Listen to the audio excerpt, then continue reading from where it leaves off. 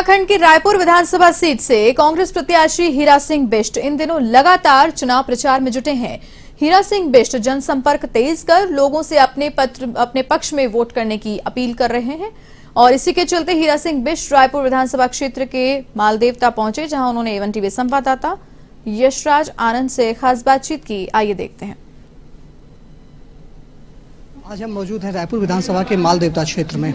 यहाँ door to door campaign चल रहा है, जिसमें आइए जानते हैं हम। सर, मेरा पहला प्रश्न आपसे कि आप डोर टू डोर कैंपेन कर रहे हैं, आपको क्या लग रहा है इसका कितना असर जनता पर पड़ रहा है? जनता को आने की इंतजार कर रही है। वो कहते ना भी आओ, ये तो परिवार है, मेरा गांव है अपना, यहाँ कोई दूरी नहीं है, रिश्तेदारी है, दोस्ती मित्रता, यहीं पढ़े बड़े लिखे हुए हम लोग हैं, तो लोगों का बड़ा स्नेह और प्यार है। लोग खुद ही अपने काम में लगे। मेरे नैतिक जिम्मेदारी है कि मैं इस क्षेत्र को, क्योंकि रायपुर वहाँ डोईवाला से टिकट था, लास्ट में यहाँ दिया, तो यहाँ अपार स्नेह जनता का मिल रहा। और आज यहाँ इस जगह पर आने का मुझे वो स्मरण होता है कि जब बीजेपी के वर्तमान जो उम्मीदवार विधायक हैं, उन्होंने अपने मंत्रियों को कहा था कि मेरी परमिशन के बिना कैसे क्षेत्र में घुस गए। यहाँ उस विधायक ने यह कहा था बीजेपी के कार्यकर्ताओं कि तुम्हारी मेरे सामने कोई हैसियत नहीं। इस क्षेत्र को कलंकित किया, बदनाम किया। लोग बदला लेना चाहते हैं। लोग उस स्वाभिमान का जो कलंकित किया उन्होंने, उसके लिए लोग तैयार बैठे। इससे सब भेदभाव भूल कर लोग सपोर्ट कर रहे। मैं उनका बहुत रिन्यू इस क्षेत्र का विकास, जो ये सड़कें बनी, मुझे पता कि संघर्ष के बाद बनी, इंटर कॉलेज बना, सहधारा और मालदेवता को मिलाने का काम किया, ये हमारे किरसाली नागल और सहधारा रोड और मालदेवता को जोड़ने का काम किया।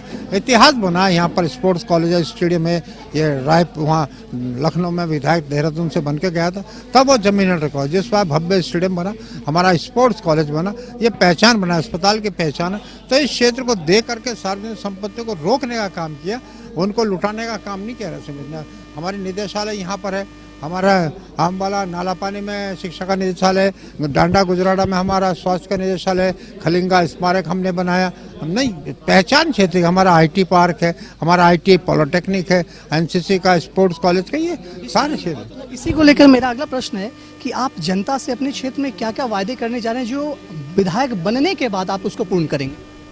हमारा वायदा यही है कि पहली बात तो है कि रोजगार मिलना चाहिए। उसके लिए आईटी पार्क को पुनर्जीवित करेगा, जो बीजेपी के टाइम पे से सकरा, जो विधायक ने उसका ध्यान नहीं, जहाँ रोजगार 2-2.5 लोगों को मिला। दूसरी बात, जो सरकारी 50,000 रिक्त पद हैं, उन पर उत्तराखंड के बच्चे भरे हैं सरकारी विभाग में।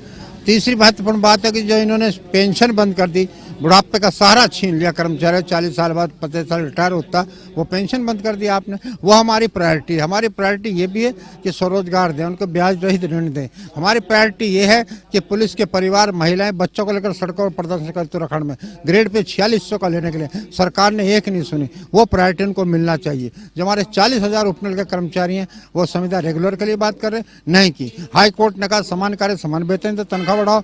हाई कोर्ट सरकार ने, बीजेपी वो भी नहीं किया, और सुप्रीम कोर्ट चले गए कि हम कर्मचारी की तनख्वाह नहीं बढ़ाएंगे। ये कौन सी बात हुई?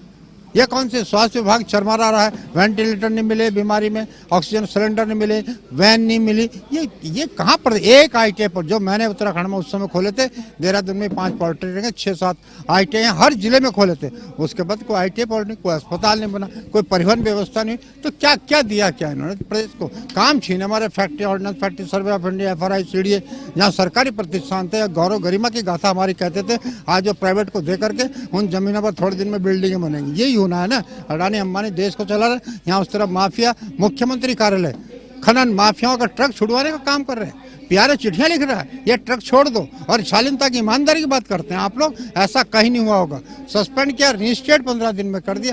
क्या मैसेज देंगे? 3-3 मुख्यमंत्री आप बदल रहे। आपने घोषणाएं 1600 कर दी, धरातल पर एक भी नहीं है। हमें रोजगार चाहिए, हम अच्छी स्वास्थ्य सेवा चाहिए, हमारा पलायन परिवहन की सेवा चाहिए, सस्ती शिक्षा चाहिए। क्या किया? कुछ भी नहीं। आपने 10 साल काट दिया ऐसे, केवल अपनी पार्टी, जिस पार्टी में उनको गाली दे रहे सर। इसलिए चरित्र भी कुछ होना चाहिए, विचारधारा भी कुछ होनी चाहिए। एक विधायक सराम अपनी बोली बोल दे, ये बड़ा, मैंने समझता है बड़ा निंदनीय और अपराध है, पाप है। उत्तराखंड की जनता इस चीज़ को बर्दाश्त नहीं कर, समय आएगा वो देखेंगे। हम विकास के लोग, ईमानदारी, एक जगह हम लोग खड़े हैं, पहाड़ की तरह, आंधी तूफान में भी हमें कोई डिगा नहीं विचारधारा से, पार्टी से। तो यही हमारे पास है। Thank you. तो ये थे हमारे साथ हीरा सिंह बिष्ट। इन्होंने कहा कि रायपुर विधानसभा से इस बार तो उनकी सरकार बनेगी, क्योंकि पिछली सरकार ने अभी तक कुछ काम नहीं किया है। इसी को देखते हुए इस बार हीरा सिंह बिष्ट पूर्ण बहुमत से जीतेंगे। कैमरामैन आजाद सिंह के साथ मैं यशराज आनंद, A1 TV, देहरादून।